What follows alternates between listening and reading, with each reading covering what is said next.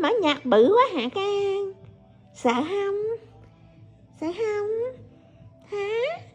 Sợ không? Con mắt dễ thương ghê luôn. Làm cái gì vậy ta? Con váy nó tắm nó mở nhạc bự quá hả Can? Sợ không? Sợ không? Hả? Sợ không? Con mắt dễ thương ghê luôn. Làm cái gì vậy ta?